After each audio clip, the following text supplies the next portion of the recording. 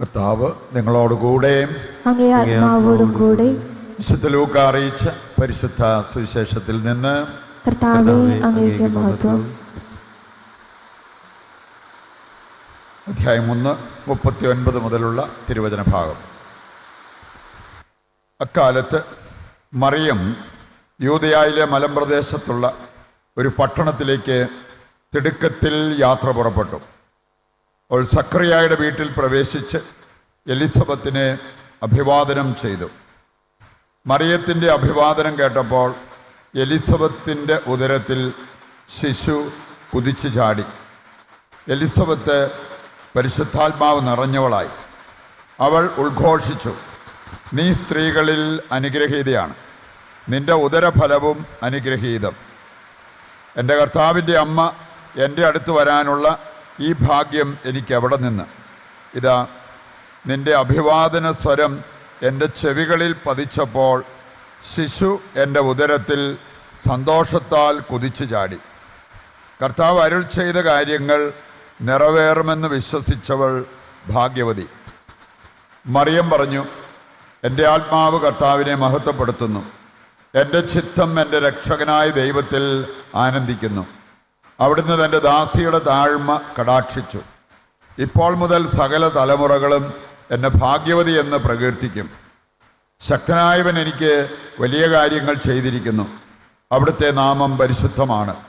അവിടുത്തെ ഭക്തരുടെ മേൽ തലമുറകൾ തോറും അവിടുന്ന് കരുണ വർഷിക്കും. അവിടുന്ന് തൻ്റെ ഭുജം കൊണ്ട് ശക്തി പ്രകടിപ്പിച്ചു. ഹൃദയവിചാരത്തിൽ അഹങ്കരിക്കുന്നവരെ ചിതറിച്ചു. ശക്തന്മാരെ സിംഹാസനത്തിൽ നിന്ന് മറിച്ചിട്ടു. എളിയവരെ ഉയർത്തി. വിശക്കുന്നവർക്ക് വിശിഷ്ട വിഭവങ്ങൾ കൊണ്ട് സംതൃപ്തരാക്കി.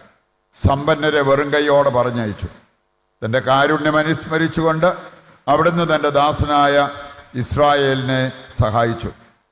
നമ്മുടെ പിതാക്കന്മാരായ അബ്രാഹത്തോടും അവൻ്റെ സന്തതികളോടും എന്നേക്കുമായി ചെയ്ത വാഗ്ദാനം അനുസരിച്ച് തന്നെ. മറിയം അവളുടെ കൂടെ 3 മാസത്തോളം താമസിച്ചു. പിന്നെ വീട്ടിലേക്ക് മടങ്ങി. കർത്താവിൻ്റെ സുവിശേഷം.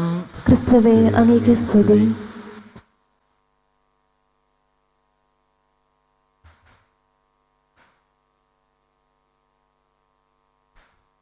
ഈശോയിൽ പ്രിയപ്പെട്ടവരെ,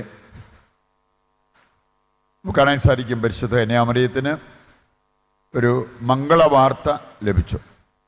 മംഗളവാർത്ത തിരുനാൾ നമ്മൾ ആഘോഷിക്കുന്നതാണ്. ഇതുപോലെ തന്നെ നമുക്ക് കാണാൻ സാധിക്കും, അതേ തുടർന്ന് മറിയം ചെയ്ത ഒരു കാര്യമാണ് ഒരു മംഗളയാത്ര. എലിസബത്തിനെ സന്ദർശിക്കാൻ അവിടുന്ന് ഇറങ്ങിത്തിരിച്ചത്. ഇനി അതിൻ്റെ ആ സന്ദർശനത്തിൻ്റെ തിരുനാളാണ് നമ്മൾ ഇന്ന് സഭയിൽ ആഘോഷിക്കുന്നത്. ഒരു കാര്യം ഇതിൽ നമുക്ക് പഠിക്കാൻ പറ്റും. നമ്മുടെ ഹൃദയത്തിൽ ദൈവസാന്നിധ്യം ജ്വലിച്ചാൽ നമ്മുടെ പാദങ്ങൾ ദൈവത്തിന് വേണ്ടി ചലിക്കും. ഹൃദയം ജ്വലിക്കുന്നവരുടെ പാദങ്ങളാണ് ദൈവരാജ്യത്തിന് വേണ്ടി ചലിക്കുന്നത് എന്ന് നമുക്ക് മനസ്സിലാക്കാൻ ഒരുപാട് ബുദ്ധിമുട്ടേണ്ടതില്ല. നമുക്ക് അങ്ങനെ ഒരു സുവിശേഷ വേല ചെയ്യാനോ അതിനുള്ള താല്പര്യമൊന്നും മനസ്സിൽ വരുന്നില്ലെങ്കിൽ ഒരുപക്ഷെ ഈ ജ്വലനം നമുക്ക് കിട്ടിയിട്ടുണ്ടോ എന്ന് നമ്മൾ ഒന്ന് ചിന്തിക്കുന്നത് നല്ലതായിരിക്കും. ഹൃദയം ജ്വലിക്കുന്നവരെ പ്രത്യേകമായിട്ട് ആരും നിർബന്ധിക്കുകയോ അല്ലെ ഉപദേശിക്കുകയോ പറഞ്ഞു വിടുകയോ ഒന്നും ചെയ്യേണ്ട കാര്യമില്ല. അല്ലാതെ തന്നെ അവർ സുവിശേഷ വേല ചെയ്യും. നമുക്ക് ഭാഗ്യസ്മരണീയനായ ഫ്രാൻസിസ് മാർപ്പാപ്പ അദ്ദേഹം സൂചിപ്പിച്ച ഒരു കാര്യമുണ്ട്. എന്തെങ്കിലും ഒരു പ്രേക്ഷിത വേല ചെയ്യുന്നതിൻ്റെ ഭാഗമായിട്ട് മറ്റുള്ളവരിലേക്ക് എത്താൻ നമുക്ക് കഴിയണമെങ്കിൽ ഒരു കാര്യം വളരെ ആവശ്യമാണ്. ഞാൻ എന്നിൽ നിന്ന് പുറത്തു വരണം. ഞാൻ എൻ്റെ കാര്യം, അങ്ങനെയുള്ള ചിന്ത വിട്ടാലേ നമുക്ക് മറ്റുള്ളവർക്ക് വേണ്ടി എന്തെങ്കിലും ചെയ്യാൻ പറ്റത്തുള്ളൂ. മറ്റുള്ളവരുടെ അടുത്തേക്ക് എത്തണമെങ്കിൽ എൻ്റെ കാര്യവും നോക്കി എൻ്റെ സുഖവും നോക്കി ഞാൻ ജീവിക്കുന്ന ആ ഒരു അവസ്ഥയിൽ നിന്ന് ഞാൻ പുറത്തു വരണം. ഇതാണ് ഫ്രാൻസിസ് മാർപ്പാപ്പ പ്രത്യേകം എടുത്തു പറഞ്ഞൊരു കാര്യം, സുവിശേഷ വേല ചെയ്യാൻ ആവശ്യമായിട്ടുള്ള ഒരു കാര്യമെന്ന്. ഇന്നത്തെ സുവിശേഷ ഭാഗത്ത് നമുക്ക് 4 ബൈബിൾ കഥാപാത്രങ്ങളെ കാണാൻ പറ്റും. ഒന്ന് യേശുക്രിസ്തു മറിയത്തിൻ്റെ ഉദരത്തിലായിരുന്നു.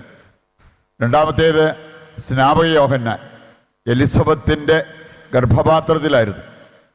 പിന്നെ നമുക്കറിയാം എലിസബത്തും പരിശുദ്ധ കന്യാമറിയും. അങ്ങനെ 4 പേര് ഇൻവോൾവായി മുഴുകിയ ഒരു സംഭവമാണ് നമ്മൾ ഇന്ന് വായിച്ചു കേട്ടത്. സാധാരണ പറയാറുണ്ട് ആദ്യത്തെ ദിവ്യകാരുണ്യ പ്രദക്ഷിണം.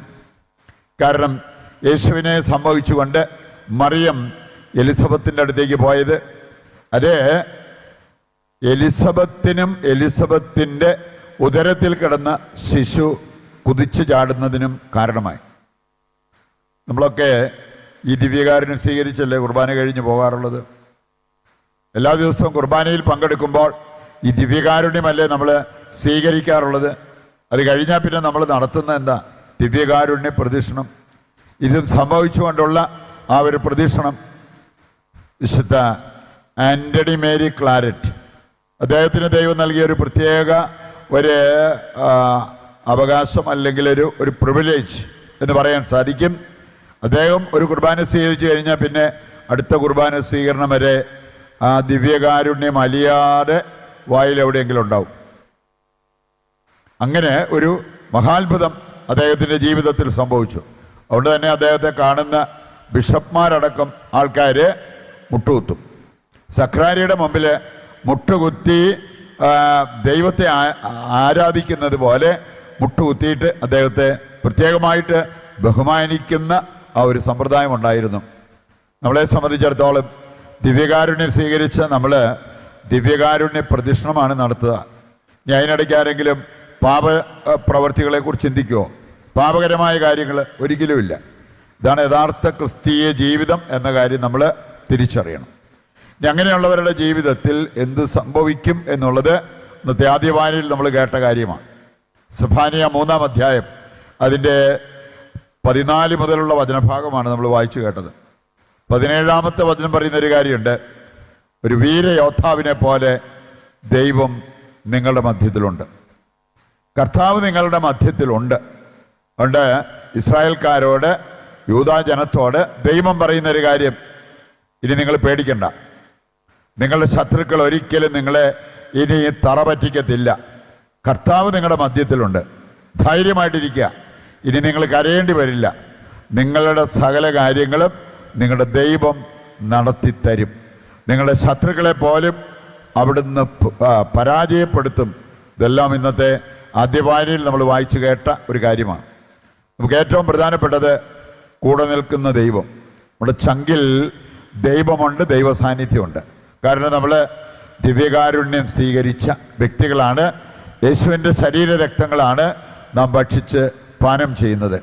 നമ്മുടെ ദൈവം നമ്മുടെ മധ്യത്തിലുണ്ട്. ഇസ്രായേൽക്കാരുടെ കൂടെ എപ്പോഴെല്ലാം ദൈവം ഉണ്ടായിരുന്നോ അപ്പോഴെല്ലാം അവർക്ക് വിജയമായിരുന്നു. ഒരു ശത്രുവിനും അവരെ പരാജയപ്പെടുത്താനായിട്ട് സാധിച്ചില്ല.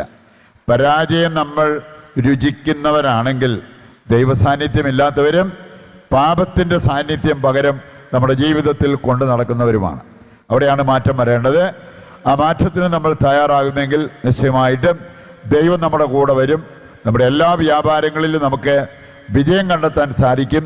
ഒരു വീരയോദ്ധാവിനെ പോലെ കർത്താവ് നമുക്ക് വേണ്ടിയും യുദ്ധം ചെയ്യും.